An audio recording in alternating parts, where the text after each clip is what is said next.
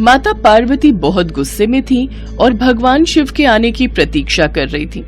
शाम को भगवान शिव लौटे तो उन्होंने माता पार्वती को गुस्से में देखा। क्या बात है देवी पार्वती, आप बहुत क्रोधित दिखाई दे रही हैं। क्रोध न करूं तो और क्या करूं स्वामी, आप तपस्या में और अपने अन्य कार्यों में इतने व्यस्त रहने लगे हैं कि आपने मेरी ओर तो ध्यान देना बिल्कुल ही बंद कर दिया है। जाइए, मैं आपसे बात नहीं करूंगी। अरे अरे देवी पार्वती, इतना क्रोध, क्या करूं, बहुत सारे कार्य थे जिन्हें करने में वक्त लग गया। पर स्वामी, आपने मुझसे विवाह किया है, आपको मुझे भी तो वक्त देना चाहिए, पर आप बिल्कुल भी समय नहीं देते हैं। आपको पता है ना, मैंने प्रातःकाल आपको क्या कहा था कि आप मुझे भ्रमण के लिए लेकर जाएंगे, पर आपने वो वादा पूरा नहीं किया। आज नहीं, पिछले कई दिनों से मैं आपको ये बात कह रही हूँ कि मुझे भ्रमण पर जाना है। अच्छा ठीक है, कल तो मुझे बहुत जरूरी कार्य खत्म करने, उसके पश्चात चलते हैं। अच्छा कुछ बनाया है, बहुत जोरों की भूख लग रही है। मुझे पता था बात घुमा फिराकर कल और परसों पर ही आ जाएगी।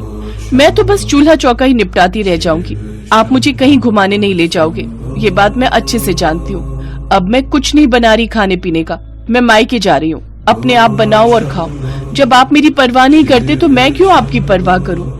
गणेश और कार्तिकेय का भी भोजन बना देना, आखिर पता तो चले आपको मेरी कितनी कमी महसूस होती है। क्या तुम मायके जा रही हो? अरे पार्वती, ऐसा मत करो, तुम जानती हो तुम्हारे बिना मैं अधूरा हूँ। मैं ये सब चूल्हा चौका, घर गृहस्थी कैसे संभालूंगा, ये सब मेरे बस की बात नहीं है। अरे पार्वती सुनो तो, अच्छा हम चलेंगे घूमने, अब ऐसे रूठ कर मत जाओ। नहीं, मैं जा रही हूँ, अब मैं कुछ दिनों बाद ही लौटूंगी। माता पार्वती पूरी तरह से रूठ चुकी थी। भगवान शिव जानते थे अब वो कुछ दिनों के बाद ही जब खुद उदास होंगी तो लौट आएंगी, पर कब ये नहीं पता था। माता पार्वती मायके चली जाती है और घर की और बच्चों की सारी जिम्मेदारी अब शिव जी पर आ जाती है।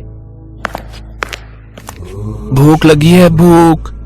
पिताश्री जल्दी जल्दी भोजन लाइए, भूख से मेरे पेट में दर्द हो रहा है। मुझे भी बहुत जोरों की भूख लगी है पिताश्री, जल्दी से भोजन लाइए। हाँ हाँ ला रहा हूँ। नंदी जरा मेरी मदद करो, मैंने रोटियां तो बना ली हैं, तुम बस मेरे साथ बच्चों को देने में मदद करो। ठीक है प्रभु। पिताश्री ये आलू की सब्जी है या पानी की सब्जी? इसमें आलू तो कहीं दिखाई ही नहीं दे रहे, केवल पानी ही पानी दिखाई दे रहा है। नहीं नहीं, आलू की सब्जी है, देखो खाकर, बहुत स्वादिष्ट बनी है। पिताश्री रोटियां तो जली हुई हैं, एक भी रोटी ऐसी नहीं जो हम खा सके, आपने सारी रोटियां जला दी। कार्तिकेय भैया, लगता है माताश्री की अनुपस्थिति में हमें तब तक ऐसा ही भोजन मिलेगा जब तक कि वो लौट नहीं आती।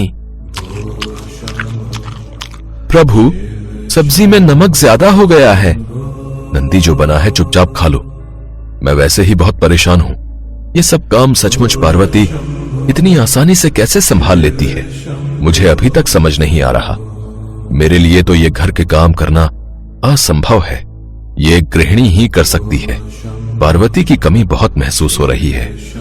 कुछ देर बाद गणेश जी और कार्तिकेय खेलने के लिए चले जाते हैं। इधर शिव जी बहुत परेशान थे, उन्हें माता पार्वती की बहुत याद आ रही थी, इसलिए उनका कहीं भी मन नहीं लग रहा था।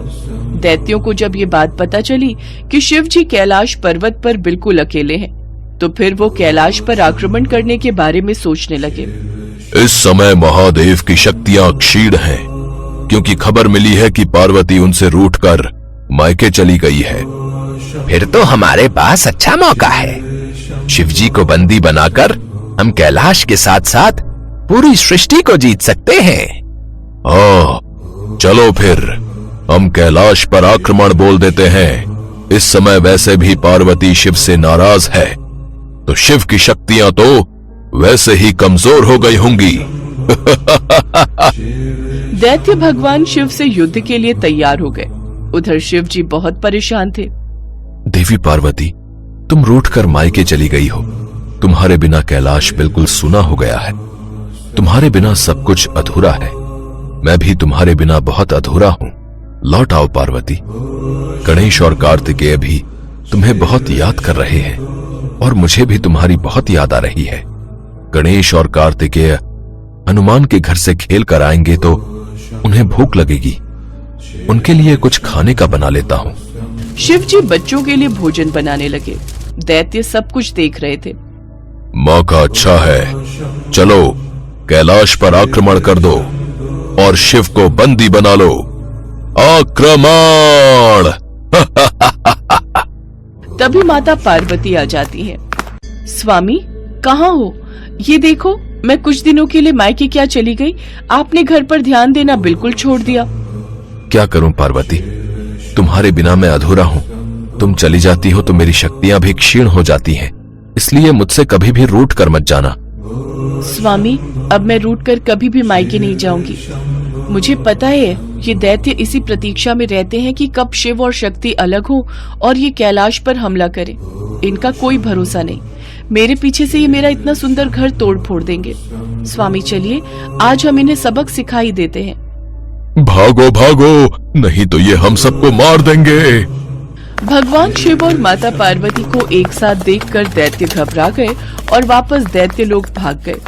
माता पार्वती जोर से हंसी।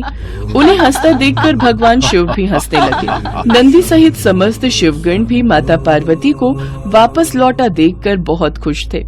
गणेश जी और कार्तिकेय जी भी लौट आए थे। माता पार्वती को देखकर वे भी बहुत खुश हुए। एक बार फिर से पूरा कैलाश खुशियों से झूमने लगा। पुराणों में प्रचलित कथा के अनुसार एक बार भगवान शिव और देवी पार्वती घूमते हुए काशी चले गए। वहां भगवान शिव अपना मुंह पूर्व दिशा की ओर करके बैठे थे। तभी पीछे से देवी पार्वती वहां आती हैं और अपने हाथों से भगवान शिव के नेत्रों को बंद कर देती हैं। उनके ऐसा करने से समस्त जगत में अंधकार छा जाता है। जगत को बचाने के लिए भगवान शिव अपनी तीसरी आंख खोल देते हैं। उनकी तीसरी आंख खुलने पर जगत में फिर से रोशनी हो जाती है। भगवान शिव की तीसरी आंख जगत को तो अंधकार से बचा लेती है, परंतु उस तीसरी आंख की रोशनी से जो ताप उत्पन्न हुआ, उससे निकली पसीने की बूंदों से एक अंधे बालक का जन्म हुआ। उस बालक का मुख बहुत बड़ा और भयानक था। बालक को देखकर देवी पार्वती घबरा गई। प्रभु, ये बालक कौन है? ये कहाँ से उत्पन्न हुआ?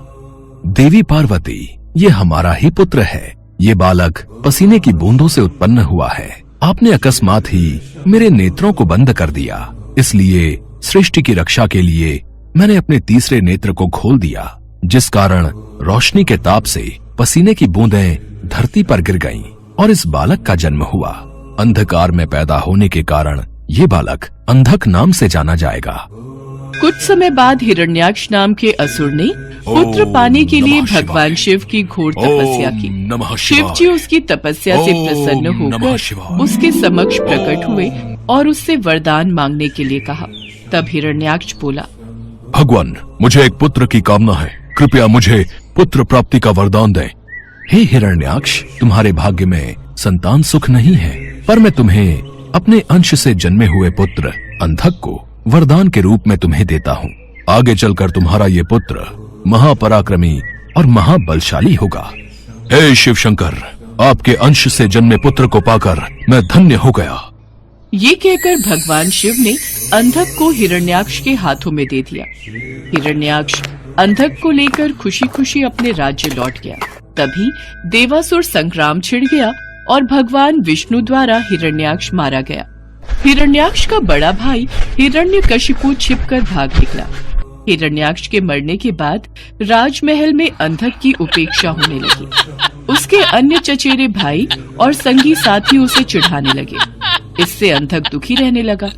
एक दिन उनके व्यवहार से तंग आकर वो तपस्या करने निकल पड़ा और एक निर्जन वन में पहुंचकर ब्रह्मा जी की साधना में लीन हो गया। तप करते हुए उसे कई वर्ष बीत गए। उसके तप से प्रसन्न होकर ब्रह्मा जी प्रकट हुए और उससे वर मांगने को कहा। हे पुत्र, मैं तुम्हारी तपस्या से प्रसन्न हूँ, मांगो, तुम्हें क्या वरदान चाहिए? हे ब्रह्मदेव, मुझे ऐसा वर दीजिए कि मेरा अपमान करने वाले मेरे सभी भाई मेरी दास्ता करें, मेरे दिव्य नेत्र हो जाएं और मेरी किसी के द्वारा मृत्यु न हो। हे दैत्यराज, तुम्हारे नेत्र दिव्य हो जाएंगे, तुम्हारे सारे भाई भी तुम्हारी दास्ता स्वीकार कर लेंगे किंतु काल चक्र का नियम है कि मृत्यु से कोई अछूता नहीं रह सकता।